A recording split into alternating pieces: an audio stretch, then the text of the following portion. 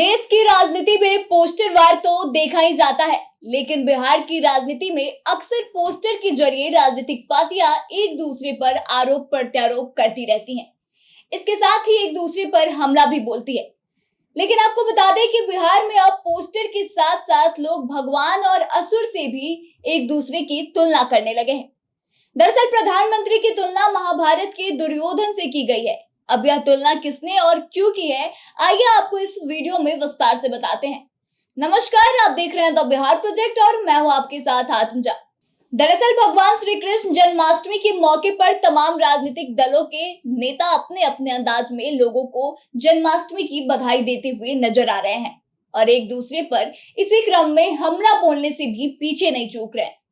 इसी कड़ी में बता दें कि बिहार सरकार में पार्टी राजद की तरफ से अपने ऑफिशियल फेसबुक अकाउंट पेज पर एक फोटो जारी किया गया है। इस फोटो में तेजस्वी यादव की तुलना भगवान श्री कृष्ण से की गई, तो वहीं पीएम मोदी की तुलना दुर्योधन से कर दी गई। दरअसल राष्ट्रीय जनता दल के ऑफिशियल फेसबुक पेज से एक फोटो पोस्ट किया गया है। बता दें कि इस फोटो में कहा गया है कि यह लड़ाई है हर अहंकारी के गुमान को मिटाने की, यह लड़ाई है जन जन के स्वाभिमान की, माँ बहनों की अस्मिता और मान की। तेजस्वी यादव जी आपकी लड़ाई लड़ रहे हैं। इसके साथ ही आपको बता दें कि फोटो में लिखा है कि तब के असुर कौन थे और अब के असुर कौन है। बता दें कि राष्ट्रीय जनता दल ने अपने फेसबुक पर तेजस्वी यादव का मोर पंख पगड़ी वाला एक फोटो शेयर किया है। इस पोस्ट में पीएम मोदी को दुर्योधन की तरह दिखाया गया है। पोस्टर में एक तरफ दुर्योधन को यह कहते दिखाया गया है कि सुई की नोक जितनी भूमि तक नहीं दूंगा, दूसरी तरफ पीएम मोदी को यह कहते हुए दिखाया गया है कि नौकरी नहीं दूंगा, विरोध किया तो जेल में डाल दूंगा। इसके साथ ही एक पोस्टर में यह भी बताया गया है कि जो लड़ाई कृष्ण ने लड़ी वह लड़ाई अब तेजस्वी यादव लड़ रहे हैं।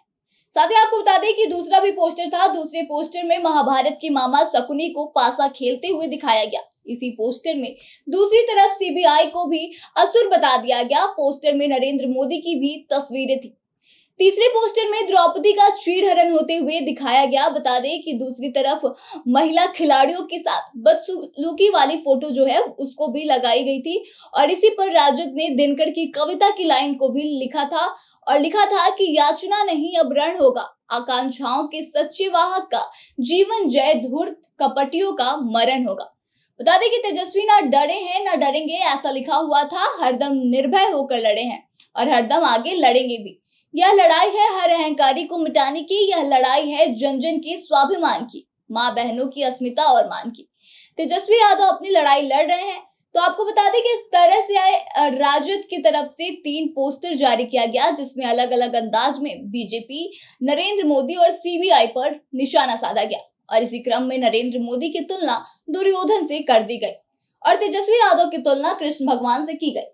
साथ ही आपको बता दें कि अक्सर राजद की तरफ से पोस्टर के जरिए भाजपा और नरेंद्र मोदी पर हमला किया जाता है। आपको याद होगा कि पिछले दिनों राजद ने नरेंद्र मोदी का एक पोस्टर लगाया था और उन्हें वॉशिंग पाउडर बता दिया था, जिसमें राजद की तरफ से कहा गया था कि मोदी वॉशिंग पाउडर, यहाँ आइए सारे भ्रष्टाचार मिटाइए।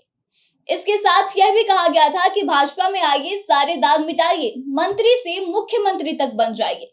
मतलब साफ था कि भाजपा में जाने के बाद सारे दाग धुल जाते हैं, यहाँ तक कि भ्रष्टाचारी भी मंत्री से मुख्यमंत्री बन जाते हैं।